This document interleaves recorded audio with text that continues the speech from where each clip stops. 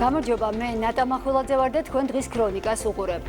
მუნიციპალურ არჩევნებმა სულ უფრო ნაკლები დრო რჩება. მმართველი პარტია მორიგი მეათე საიუბილეო გამარჯვებისთვის ემზადება. ქართული ოცნების თავმჯდომარემ თქვა, რომ სახელმწიფო პარტია თვითმმართველობის არჩევნებს 64-ვე მუნიციპალიტეტში მოიგებს.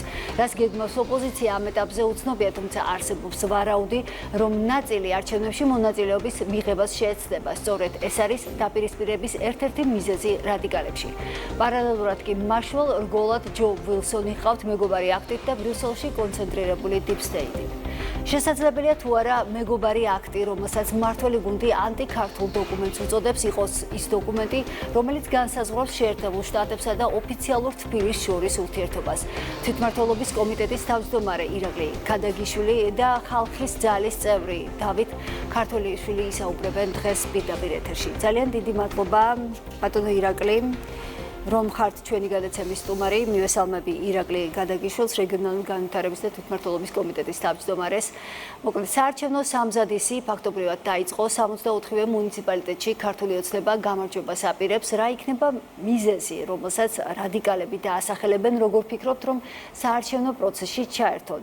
იქნება თუ არა ეს რაიმე სახის დათქმის მაგვარზე საუბარი, თუნდაც ევრობიუროკრატების მხრიდან ზოგადად ხომ მაშველი რგოლია რადიკალებისთვის ბრიუსელში კონცენტრირებული ელიტა. ერთი სიტყვით, რა პოლიტიკურ სურათს მივიღებთ ოქტომბერში, როგორ ფიქრობთ?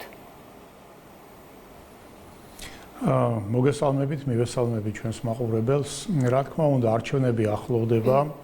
ოპოზიცია გაურკვევლობაში არის, ამასთან დაკავშირებით ეს გაურკვევლობა გამოწვეულია იქიდან, რომ მათ ძირითადად გარე კარნახით იცხოვრეს, იმოქმედეს ის მანდატები, რომელიც ხალხმა მიანიჭა მათ პარლამენტში, გესმით 150 კაცი ამ პარლამენტში 61 ადგილი ჰქონდათ და ადგეს და ესე გაანიავეს.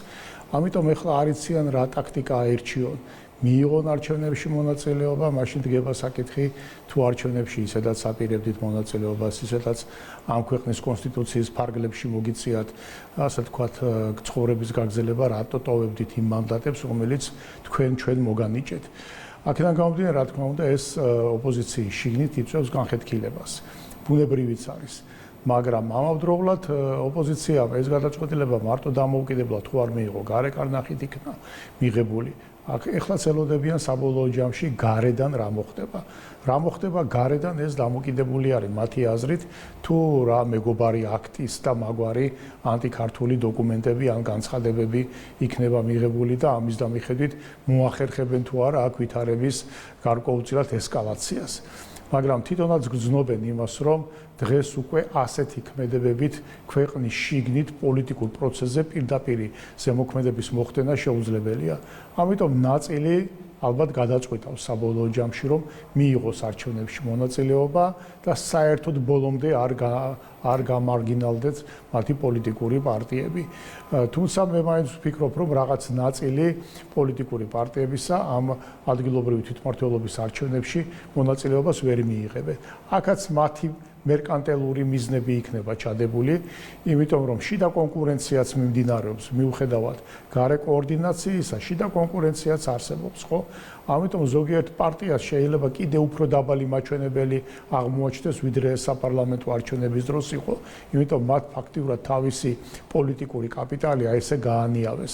ამიტომ მათ დაბალი მაჩვენებლის დაფიქსირებას ურჩევნიათ, თქვა და ამაყად დაიჭირონ თავი და თქვა, რომ ჩვენ არანაირ, ასე თქვა, არჩევნებში და არანაირ ურთიერთობაში არალეგიტიმური, როგორც თვითონ აცხადებენ ხელისუფლების მიერ დანიშნულ არჩევნებში არ მივიღებთ და ამით რო იტყვიან თავისი სახე თითქოს და შეინარჩუნონ, იმიტომ მიციან, რომ მათი რესურსი, პოლიტიკური რესურსი მიწურვადია და ამორჩეველიც ნაკლებად მისცემს მათ ხმას. აი ამ პროცესში არის დღეს ოპოზიცია, არჩევნები სულ უფრო და უფრო ახლოვდება. ეს არჩევნები ძალიან მნიშვნელოვანი არის ჩვენი მოქალაქეებისათვის, იმიტომ რომ მათთვის პირდაპირ ხელისუფლების არჩევა ხდება, ანუ თვითმმართველობა, რომელიც ყველაზე უფრო მეტად არის შეხებაში თითოეულ მოქალაქესთან და მთელი ამ წლების განმავლობაში ქართულმა ოცნებამ ნამდვილად ძალიან დიდი ნაბიჯები გადადგა თვითმმართველობის განვითარებასთან დაკავშირებით. ეს არა მარტო ინსტიტუციონალური განვითარებაა, ეს არის ის უშუალო პროექტები, რომელიც მოქალაქეთა ცხოვრებას მკვეთრად აუმჯობესებს. დაწყებული საგზაო ინფრასტრუქტურა, წყალი, მომარაგება დენით, გაზით, მყარი ნარჩენების გატანა, მუნიციპალური ტრანსპორტის შემოტანა, ახალი საბავშვო ბაღების მშენებლობა, ძველი სრული რეაბილიტაცია, სკოლები და უამრავი პროგრამა, და პროექტი, რომელიც ადგილებზე ხორციელდება და ამას რაც არ უნდა იძახოს ახლა ოპოზიცია, მოსახლეობა ხედავს, აფასებს, გასაგებია რომ ყოველ ახალ გაკეთებულს კიდე ახალი მოსდევს, მაგრამ ამ პროცესსაც მოსახლეობა ხედავს. ამიტომ ეს არჩევნები არის მნიშვნელოვანი არჩევნები მოსახლეობისთვის პირველ რიგში და რა თქმა უნდა კიდევ ერთხელ დაგვანახებს მოსახლეობის განწყობის ყველაზე ზუსტი ბარომეტრი იქნება ამ არჩევნების შედეგი. კი ბატონო. თქვენ ახლა ახსენეთ, რომ ოპოზიციას საკუთარი მყარი დღის წესრიგი არ აქვს და გარედან კარნახით აწყობენ საკუთარ დღის წესრიგს. ოპოზიციურად განწყობილ ამ მრჩევლშიც კოორდინაციის პრობლემა და სულ უფრო ხშირად ისმის, რომ არჩევნებში გამარჯვების რესურსი არ არსებობს. ამ ფონზე დაანონსებული აქვს 9 მაისის შეკრება. რას ემსახურება ეს ყველაფერი, როგორ ფიქრობთ? ეს არის მორიგი მობილიზება ამ მრჩევლების თუ რისი დემონსტრირება ხდება საკუთარი ელექტორატისთვის? იცით რა არის რომ 9 აპრილი, 9 მაისი, 26 მაისი აქ ეს ყველაფერი იმდენად არა ასე ვთქვათ ქართველი ხალხისთვის ხდება გარე სპონსორებისათვის რომ თქვენ რომ რაღაცა მეგობარი აქტი მიიღეთ აი ჩვენ ამას როგორ სიხარულით გამოვეხმაურეთ რა თქმა უნდა ამიტომ ყველა ეს აქტიობა მიმართული არის აქეთკენ რომ იქით იმ ასე ვთქვათ გარე სპონსორებს უთხრან რომ არ მოადუნოთ თქვენ გარედან ზეწოლა საქართველოს. იმიტომ ერთადერთი მაცოცხლებელი ძალა ამ მარგინალური რადიკალური ოპოზიციისა არის გარე დახმარება. პოლიტიკური განცხადებების თუ ფინანსური, ასე ვთქვათ, დონაციების მხრივ.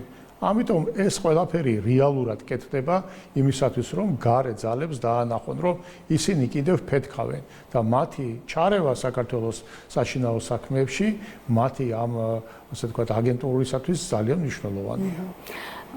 ნახეთ გარედან ზეწოლა არ მოადუნოთო ამას თხოვენ და აქედან გამომდინარე ისტერია რომელიც არსებობს თუნდაც მეგობარი აქტის მიღების შემდეგ ახლა სენატში იგეგმება მისი დაჩქარებული წესით განხილვა რისი მანიშნებელია თქვენთვის აი სანქციების შანტაჟი და როგორია მართული გუნდის პასუხი ანუ ვინ ებრძვის ერთმანეს საქართველოს გამოყენებით როგორ ფიქრობთ აქ არის ამოსავალი წერტილი ერთი რამ. დღევანდელ გეოპოლიტიკურ ვითარებაში, სადაც ყველა უნდა მდგარიყო ერთ წყობში და თავისი ეროვნული ინტერესები უნდა საერთოდ უკან წაიღო, აღმოჩნდა პატარა საქართველო და მისი ხელისუფლება, რომელმაც თქვა, რომ ამ შემთხვევაში მე დავიცავ ჩემ ეროვნულ ინტერესებს. მეორე ფრონტის გახსნა რომელიც იყო რეალური მოთხოვნა, რეალური წაქეზება, რეალური ზეწოლა საქართველოს ხელისუფლებაზე, ხელისუფლებამ არ განახორციელა. ამიტომ რა თქმა უნდა, ეს დიდი ეგრეთ წოდებული ლიბერალური ინტერნაციონალი, რომელიც დღეს სრული გამარჯვებისთვის იბრძვის რუსეთზე, ის რა თქმა უნდა ფიქრობს, რომ საქართველოს ამის გამო უნდა დაისანჯოს. და დასჯის საუკეთესო მეთოდი არის ხელისუფლების შეცვლა. ხელისუფლება არჩევნების გზით ვერ შეცვალეს, მიუხედავად იმისა, რომ ჩაერიენ ყველანაირად, ყველა წესი დაარღვიეს, შემდგომ მოაწყეს, ასე ვთქვათ, მცდელობა ფერადი რევოლუციისა, ახსოვს ეს ისტორია ამ თვეების განმავლობაში, მაგრამ მაინც ფიქრობენ, რომ ძალისხმევა ზეწოლა უნდა გაგრძელდეს, იმიტომ ომი უკრაინაში გრძელდება. ომს მიუხედავად იმისა, რომ ტრამპის ადმინისტრაციას დიდი მცდელობა ჰქონდა და სურვილი, რომ ომი რაც შეიძლება სწრაფად დაემთავრებინა, ეს ომი ესე მარტივად არ სრულდება, როგორც ხედავთ. ამიტომ ეს, ასე ვთქვათ, დღის წესრიგში ეს თემა დღესაც აქტუალურია. ბუნებრივია, აქტორები იცვლებიან, სიმძიმის ცენტრები გადაინაცვლებს ხოლმე, მაგრამ შინაარსობრივად ამით საქართველოსათვის არაფერი არ შეცვლა. ამიტომ აქ პრობლემა მთავარი აი გარკვეული აი ესეთი წრეებისათვის არის ის, რომ საქართველოში არის ხელისუფლება, რომელსაც შეუძლია განსხვავებული პოზიციის დაკავება თავის ეროვნული ინტერესებიდან გამომდინარე, რაც არის მიუღებელი მათთვის. ამიტომ ცდილობენ ნებისმიერი გზით მათთვის სასარგებლო მარიონეტული რეჟიმი მოიყვანონ. ეს დამღუპველი იქნება საქართველოსთვის და მისი მოსახლეობისთვის. აქ ლაპარაკი არ არის ქართულ ოცნებაზე, აქ ლაპარაკია იმაზე, რომ ჩვენ რომ გავყოლოდით იმას, რაც უკრაინაში ომის დაწყების შემდეგ საქართველოსთვის იყო მოთხოვნილი, დღეს საქართველო არ იქნებოდა ეს ქვეყანა, რომელიც ეკონომიკურ ზრდაზე და უმუშევრობის შემცირებაზე ისაუბრებდა. იქნებოდა ქვეყანა, რომელიც იქნებოდა ამ ომით მთლიანად იავარქმნილი. კი ბატონო, გასაგებია რომ და ის რომ ჩვენ რუსის ტანკი არ შემოუშვით საქართველოში, თურმე ამიტომ ვართ პრორუსები. ნახეთ, საქართველოს ვეთანხმებით რომ დაიცვა საკუთარი სუვერენიტეტი და ამის გამო გაბრაზდა დასავლეთი წყალებში. მაგრამ ლობისტები ფაქტობრივად მოქმედებენ უნისონში. გულისხმობ იმას, რომ ესტონეთმა, როგორც ვიცით, დიპლომატიურ პასპორტებს შეუჩერა უვიზო მიმოსვლა. დიპლომატიური პასპორტის მფლობელებისთვის გააუქმა უვიზო რეჟიმი. როგორი უნდა იყოს ოფიციალური თბილისის პოზიციონირება ამ კუთხით? გასაგებია რომ საკუთარ სიმართლეს ვამტკიცებთ, მაგრამ გრძელვადიან პერსპექტივაში ეს როგორ იმოქმედებს ზოგადად ორმხრივ ურთიერთობაზე იგივე ევროკავშირთან, იგივე შეერთებულ შტატებთან. ნახეთ რა ხდება. აქ ჩვენ გვაქვს საქმე პროპაგანდისტულ, ასე ვთქვათ, ნაბიჯებთან. ანუ მათი მიზანი რა არის? ამ არჩევნების წინ, რომელიც თვითმმართველობას უკავშირდება, სიტუაციის ესკალაცია. რომ ორი მიმართულებით წავიდეს, ან საერთოდ არჩევნები არ შედგეს და ამით თქვან რომ დემოკრატიის უკუსვლა არის, ან არჩევნებისზე ზეგავლენა მოახდინონ. ეხლა ევროკავშირმა დიპლომატიურ პასპორტებთან დაკავშირებით ეს გადაწყვეტილება დაახლოებით 3-4 თვის წინ მიიღო. ამიტომ ესტონეთი ევროკავშირის წევრი ქვეყანაა და იქ ეს გადაწყვეტილება ავტომატურად მოქმედებდა. ამის ახლიდან მიღება არ იყო საჭირო, მაგრამ იმიტომ რომ რაღაცა თემა მუდმივად კონდეთ საქართველოს ეს პოლიტიკური ნაბიჯია, დემონსტრაციულად გააკეთეს ეს ყველაფერი. ცეცხლზე შემომდგარი საქართველოს რომ მუდმივად ცეცხლზე ყავდეთ შემოდგმული, ამ განცხადებებს აკეთებს. ეხლა ლიტვა გააკეთებს ალბათ რომელიღაცა ბალტიისპირული ქვეყანა და ასე შემდეგ. ამიტომ ეს პროცესი ჩვენთვის უკვე რო იტყვიან ერთგვარი იმუნიტეტი აქვს საზოგადოებასაც და ხელისუფლებასაც ამის მიმართ გამომუშავებული. სამწუხარო არის, მაგრამ ესია. ხა როგორ შეიცვლება ხო მოვლენები? შეიცვლება ძალიან სწრაფად, როდესაც ამის გეოპოლიტიკური საჭიროება აღარ იქნება.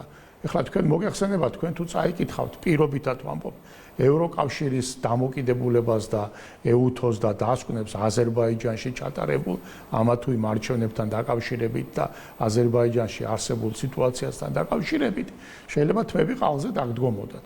მაგრამ როგორც კი დაინახეს, რომ მათ აზერბაიჯანი სჭირდებათ ენერგორესურსებისათვის შუა აზიიდან ენერგორესურსების ტრანსპორტირებისათვის, მაშინვე ვიზიტზე აქვთ ხო აზერბაიჯანში და საუკეთესო თანამშრომლობის მაგალითებს აჩვენებენ. ამიტომ აქ არავინ არ დაგიდებს შენ რეალური დემოკრატია როგორი გაქვს, რეალური, ასე ვთქვათ, რეფორმები როგორია, რეალური მაჩვენებელი როგორია. რა უნდათ ეგ არის მათთვის თავარი. დღეს უნდა შენგან სვერპლი მოგიწოდებენ აკეთეთ. ენდომება თანამშრომლობა უცბად აღმოჩნდება, რომ თურმე საქართველოს ყველა მონაცემი რა კარგი აქვს და ამასთან თანამშრომლობის გაგრძელება შეიძლება. ისევე როგორც უთბად ომის დაწყების შემდეგ 2022 წლის შემდეგ საქართველოს რომელიც ლიდერი იყო ყველაფერში, გახდა ცუდი ყველაფერში. იმიტომ რომ არ გაყვა იმ ნარატივებს, რა ნარატივებიც მათ ჭირდებოდათ. იმიტომ რომ საქართველოში თურმე ხელისუფლებამ და ხალხმა თქვა, რომ უცხოური დაფინანსება ხო, უნდა იყოს გამჭვირვალე. არა, თურმე რატო არ უნდათ ეს უცხოური დაფინანსების გამჭვირვალობა? იმიტომ რომ ამ უცხოური დაფინანსებით თურმე ანტიქართული საქმეების კეთებისთვის ხდებოდა უკანონოდ ფულის გადმოქაჩვა. ამიტომ არ უნდათ თორე. როგორ შეიძლება რომელიმე ევროპელმა თქვას, რომ გამჭვირვალობის გარეშე შეიძლება რაღაცა პროექტი ფინანსდებოდეს. ეს ხო მთლიანად ევროპის არსის საწინააღმდეგო განცხადებაა. მაგრამ სამწუხაროდ დღეს ევროპელებისგან ამასაც ხმამაღლა ნათქვამს ჩვენ გვესმის. კარგი, ძალიან დიდი მადლობა. ჩვენს ეთერში საუბრობდა ირაკლი ქადაგიშვილი, თვითმმართველობის კომიტეტის თავმჯდომარე. ეხლა კი მივესალმებით ჩვენ შემდეგ სტუმარს, ხალხის ძალის წარმომადგენელი დავით ქართველიშვილი შემოგვერდება პირდაპირ ეთერში. ძალიან დიდი მადლობა ბატონ დათო, რომ გამონახეთ დრო და მონაწილეობთ ჩვენს გადაცემაში. მოკლედ, ეხლა წინა სტუმართან მივესალმებით ჩვენს მაყურებელს. წინა სტუმართან საუბრობდით ზოგადად საქართველოს ურთიერთობებზე, როგორც შტატებთან, ასევე ევროკავშირთან. თქვენი აზრი მაინტერესებს. მეგობარ აქტზე, როგორ ფიქრობთ, იქნება თუ არა დონალდ ტრამპის ხელმოწერა და ეს დოკუმენტი რას ცვლის ქართულ-ამერიკულ ურთიერთობაში თქვენი გადმოსახედიდან? ჩემთვის მთავარი ამ არამეგობრული აქტის მიღება არ მიღების ისტორიაში არის ის, რომ ჯერჯერობით თვით დონალდ ტრამპი და მისი ახალი ადმინისტრაცია ნამდვილად იმყოფება იმ deep state-ის ტყვეობაში, რომლის დამარცხებით თუ დასუსტებით წარსდგა თავისი ამომრჩევლის და მსოფლიოს წინაშე. იმიტომ რომ ის მიდგომა, რა მიდგომაც არის ჩადებული ამ არამეგობრულ აქტში საქართველოსთან მიმართებით, არის საერთოდ გაუგებარი. გაუგებარი არის იმ ქვეყნის მიმართ, რომელიც ათეულობით წლების განმავლობაში პროამერიკული პოლიტიკის ფორპოსტს წარმოადგენდა სამხრეთ კავკასიაში. წარმოუდგენელია იმ საქართველოს მიმართ, რომელიც 20 წლის განმავლობაში სხვადასხვა ამერიკული საერთაშორისო სამხედრო ოპერაციებში სწორედ რომ ამერიკულ ინტერესებს იცავდა. წარმოუდგენელია საქართველოსთვის, რომელმაც სისხლიანი ხარკი გაიღო ამ ოპერაციებში 36 დაღუპული, 435 დასახიჩერებული, აქედან 35-მა კიდურების ამპუტაცია გადაიტანა. და თუ კი და ეს ყველაფერი ხაზი მინდა გაუსვა, უდიდესი წილი აი ამ სისხლიანი ხარკისა გაღებული იყო სწორედ რომ ქართული ოცნების ხელისუფლების პერიოდში და თუ კი ქართული ოცნება აპრიორი იყო ამერიკის შეერთებული შტატებისთვის რუსული თუ ჩინური, მაშინ როგორ გვენდობოდნენ ამ თავის ყველაზე მნიშვნელოვან ოპერაციებში, მაშინ თავიდანვე ეთქვათ რომ თქვენ არ გენდობით და ამდენ სისხლს და ამდენ ჩვენს შვილებს, მეუღლეებს და ძმებს ჩვენ არ დაუკარგავდით არც ავღანეთში და არც ერაყში, ხომ? და რა შეიძლება მივაწეროთ ის, რომ საქართველო იღებს და დღესაც მიმდინარეობს ნატოს სწავლებები საქართველოში, თუ კი ეს ხელისუფლება ხას უსვავ, ეს კონკრეტული ხელისუფლება არის ან რუსული, ან ჩინური. ეს ხომ ფარისევლობაა, ეს ხომ გაუგებარი მიდგომაა საქართველოსთან მიმართებით. ამიტომ დღეს საქართველოს ფარავს არაიმდენად ჩრდილოატლანტიკური თუ რაკეტსაწინააღმდეგო ქოლგა, საქართველოს ფარავს ის საერთაშორისო ეკონომიკური უსაფრთხოება, რომელიც ცდება მხოლოდ სამხრეთ კავკასიის თუ საქართველოს ინტერესებს და ეს ძალიან კარგად უნდა ესმოდეთ პრაგმატიკოს პოლიტიკოსებს ამერიკის შეერთებულ შტატებში, რომლებსაც მე მივაკუთვნებ ჯერჯერობით ყოველ შემთხვევაში ბიზნესმენს, ფინანსისტს, ეკონომისტს დონალდ ტრამპს, რომელსაც ძალიან კარგად ესმის, რომ საქართველოზე გადის ის გზაჯვარედინი, რომელიც აერთიანებს ორ ღერცს ტოკიოდან ლისაბონამდე და არ ვიცი მუმბაიდან არხანგელსკამდე ალბათ მომავალში და საქართველო აი ამ გზაჯვარედინიდან ვერსად ვერ გაქრება და ჩვენი მყარი პოზიცია, ჩვენი მყარი პოლიტიკა, რომელიც არ არის დაფუძნებული არც პროვოკაციებზე, არ არის დაფუძნებული არც რაღაცა შეტევაზე, ჩვენ ძალიან ბევრს ვითმენთ თქვენ აი წინამ სტუმართან ვისაუბრეთ ზუსტად ესტონეთის გაუგებარ პოზიციაზე თუ ლიეტუვას, ჩვენ ვითმენთ ამ ყველაფერს, იმიტომ რომ ჩვენ არ გვიღირს დღეს აი ამ დონემდე შევიდეთ რაღაცა კინკლაობაში. ჩვენ ვიცით ჩვენი ადგილი, დიახ. დაასრულეთ და გკითხავთ. ხო, კი ბატონო, იმიტომ რომ აი ფარისევლობა და ცინიზმი ნატა იცით რაშია, მოკლედ ვიტყვი ძალიან. ამ ხნის განმავლობაში აი მადლიერების ნიშნად, ხო, რომ საქართველო მართლა ამხელა სისხლი და ძალისხმევა გაიღო ამერიკის შეერთებული შტატების ინტერესებისთვის. არც თავისუფალი ვაჭრობის, არც ვიზა ლიბერალიზაციის, არც სავიზო რეჟიმის, თქვათ, გამარტივების, არც პირდაპირ ავიარეისებით არაფრის მიმართ არ იქნა გადადგმული არც ერთი ნაბიჯი, მაგრამ რა გააკეთა ახალმა ადმინისტრაციამ ხელისუფლებაში მოსვლისთანავე. ერთ-ერთი პირველი ნაბიჯი იყო ის, რომ ყირგიზეთს გააუქმა სავიზო რეჟიმი და 1 ივნისიდან ის შევა ძალაში. მე მაინტერესებს უბრალოდ ყირგიზეთმა ისეთი რა წვლილი შეიტანა ამ ქვეყანასთან თავის ურთიერთობებში, რაც ვერ შეიტანა საქართველომ ათეულობით წლების განმავლობაში.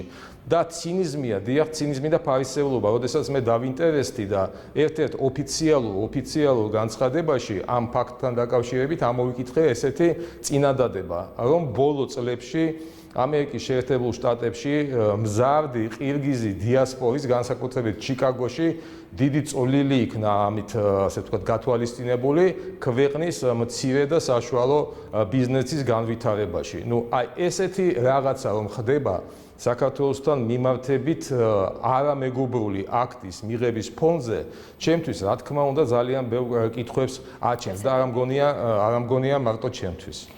ნახეთ, კონგრესის მიერ მიღებულ ანტიქართულ დოკუმენტს ახლა ის ჯგუფები უჭერენ მხარს ევროპიდან, რომლებსაც ჯო უილსონის მსგავსი მიზნები აქვთ და იმავე გავლენის ქვეშ არიან მოქცეული, როგორც უილსონი, მმართველი გუნდი საუბრობს ამაზე. საუბარია მაგალითად ევროკომისიის პრესს სამსახურის მხარდამჭერ განცხადებაზე, რომელიც მან გააკეთა. რამდენად მოხერხდება, როგორ ფიქრობთ, ბრიუსელში კონცენტრირებული პოლიტიკური ელიტების deep state-ის დამარცხება და თუ ვერ მოხერხდება, აი მაშინ როგორი უნდა იყოს, როგორ ფიქრობთ, სამოქმედო გეგმა? თქვენ წარმოიდგინეთ, როდესაც თვით დონალდ ტრამპს უჭირს გამკვლავება deep state-ის იმ რეაქციულ პოლიტიკასთან და იდეოლოგიასთან, რომლის დამარცხებას თუ დასუსტებას პირდებოდა ის საკუთარ ამომრჩეველს და ჩვენ მათ შორის მის გულშემატკივრებს, წინასაარჩევნო გულშემატკივრებს, რა თქმა უნდა, ასევე ძნელად იმართება ამ ძალიან დიდი მსოფლიო დონის მავნებლობის დასუსტების პროცესი იგივე ბრიუსელში.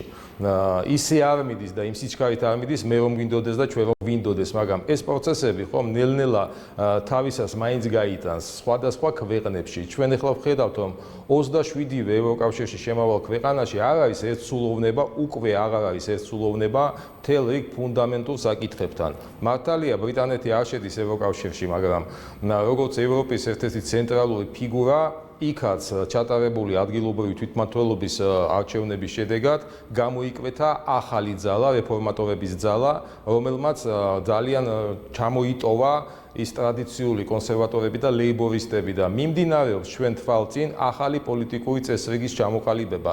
ჩვენ არ უნდა ვიჩქაროთ, არ უნდა ავყვეთ პროვოკაციებს, არ უნდა უპასუხოთ უსამართლობას ჩვენი მხრიდან რაღაცა მკვეთრი არაფრის მომცემი ნაბიჯებით, ხო, რომელიც მხოლოდ ჩვენს რაღაც ემოციურ ფონს გააუმჯობესებს. რეალურად კი გრძელვადიან პერსპექტივაში სერიოზულ საქმეებს გაგვიფუჭებს. ჩვენ დღეს საკუთარ თავს აღარ ვეკუთვნით. ჩვენ ვართ მსოფლიო ახალი ჩამოსაყალიბებელი გლობალური მსოფლიოს ძალიან მნიშვნელოვანი ნაწილი, ძალიან მნიშვნელოვანი რგოლი და ყველაფერი მართლა არ განისაზღვრება ევრობიუროკრატების დამოკიდებულებით თუ იმ deep state-ის დამოკიდებულებით, რომელიც ამერიკის შეერთებულ შტატებში თვით მოქმედ პრეზიდენტს ებრძვის. ამიტომ ყველაფერი იქნება კარგად, თუ კი ჩვენ არ გვექნება ის ტრადიციული ქართული სულსწრაფობა და მოუთმენლობა, თუ კი ჩვენ გავყვებით იმ გზას, იმ საპარტნიორო ურთიერთობების გზას, რომლის თავში არის მართლაც თავმოყვარეობა, სუვერენიტეტი, ჩვენი ურყევი მზადყოფნა ყველასთან ვიმეგობროთ საპარტნიორო ურთიერთობებისა და არა სხვა ტიპის რაღაც ვასალური ურთიერთობების დონეზე და თვითონ ჩვენი აი ამ ადგილობრივი აგენტების და მარიონეტებისთვის ხო მიიღებენ, არ მიიღებენ, მიიღებს თუ არა კანონის დალას ეს არამეგობრული აქტი, ეს იქნება უბრალოდ აი მათზე რაღაც ბალზამირების რიტუალის ჩატარების ტოლფასი, მეტი არაფერი. როგორ ფიქრობთ, ვის ელოდებიან რადიკალები, ბატონ დავით, აი ქართული ოცნება დაასახელა საკუთარი გუნდის პრიორიტეტები, ეს არის დემოკრატიისა და კანონის უზენაესობის გამტკიცება, დამოუკიდებლობის და უსაფრთხოების გაძლიერება, ეკონომიკის განვითარება, ევროინტეგრაციისთვის საგარეო პოზიციების გამყარება. ამომრჩევლებს ჯერჯერობით ოპოზიციიდან არავინ არაფერს არ დაპირებია, რის მოლოდინშია ოპოზიცია? შესაძლებელია ვივარაუდოთ რაიმე სახის სხვადასხვა სცენარები, თუნდაც გარედან კარნახი ამაზე ბევრს საუბრობს მმართველი გუნდი. თქვენ რა პოზიცია გაქვთ ამასთან მიმართებაში? იცით, მთელი საქართველოს, მე ვწმუნდებ, მთელი საქართველოს ჩვენი საზოგადოება, რომელიც მართლა გადაღლილია ამ უაზრო, ხასუზო, უაზრო და თავს მოხვეული პოლარიზაციით საზოგადოებაში, ერთი ნატვრა გვაქვს, რომ აი ეს ბედნიერი დღე დაგვიდგეს, როდესაც ჩვენ გვექნება საშუალება კონსტრუქციულ დიალოგში შევიდეთ ოპოზიციასთან, მოვისმინოთ რა უნდათ და მათ კრიტიკას ვუპასუხოთ ასევე პირდაპირ ღია ეთერში, მაგრამ როდესაც კარიკატურულ დონეზე მიმდინარეობს მათი მხრიდან მზადება, ეგრეთ წოდებული მზადება ამ ოქტომბრის არჩევნებისთვის, ხომ, ტელეფონით იქნება, ხვალ შეიძლება ფაქსით ან პეიჯერით ჩაატარონ ეს არჩევნები. აი კონსტრუქტივიზმი მათი მხრიდან არანაირი არ არის. მათ მიეცათ საშუალება და ეძლევათ კონსტიტუციის კანონის ფარგლებში მეათეთ 2012 წლის შემდეგ მიიღონ მონაწილეობა და გარკვეული შედეგი დადონ და რაც მთავარია ისინი ამ შედეგს დებენ, მაგრამ ათ საკუთარი ამომრჩევლის წინაშე არ აქვს არანაირი ვალდებულება, პატივისცემა, ათ ქვეყნის წინაშე უსამშობლოებს, ოდესაც ეძახიან მათ წყინთ, მაგრამ რატო უნდა გეწყინოს ის, რაც შენ თვითონ აიკერე აი ამ იარლიკივით და ატარებ ამას უკვე წლების განმავლობაში. კიდევ ერთი შანსი ეძლევათ. აი თქვენ წარმოიდგინეთ, ხომ მუშაობს საპარლამენტო საგამოძიებო კომისია. რა თქმა უნდა, თავიდანვე იყო ნათელი, რომ ვერავინ ვერ უკარნახებს ბოდიში და საკონსტიტუციო სასამართლოს ის თავის გონივრულ ვადებში რა გადაწყვეტილებებს მიიღებს. ანუ ეს კარი, ეს პორტალი შემოდგომო არჩევნებისა კვლავ ღია ყველასთვის, მაგრამ მე თქვენ გარწმუნებთ, რომ ძალიან ბევრი ეგრეთ წოდებული ოპოზიცია კვლავ უარს იტყვის ამ შემოთავაზებულ შესაძლებლობებზე და ჩვენ უნდა ვეხვეწოთ, ჩვენ არავის არ უნდა ვეხვეწოთ, იმიტომ რომ ყველაფერი კეთდება იმისთვის დაფინანსების კუთხით, კონკურენტუნარიანი საარჩევნო გარემო შექმნის კუთხით, იმისთვის რომ ყველა ვისაც უყვარს ეს ქვეყანა მიიღოს მონაწილეობა მის აღმშენებლობაში. ეს იქნება პოზიცია თუ ეს იქნება ოპოზიცია. ძალიან დიდი მადლობა საინტერესო საუბრისთვის. ჩვენს ეთერში ხალხის ძალის წარმომადგენელი დავით ქართოლიშვილი საუბრობდა. მე კი ამით უკვე მშვიდობებით შაბათს შევხვდებით ერთმანეთს.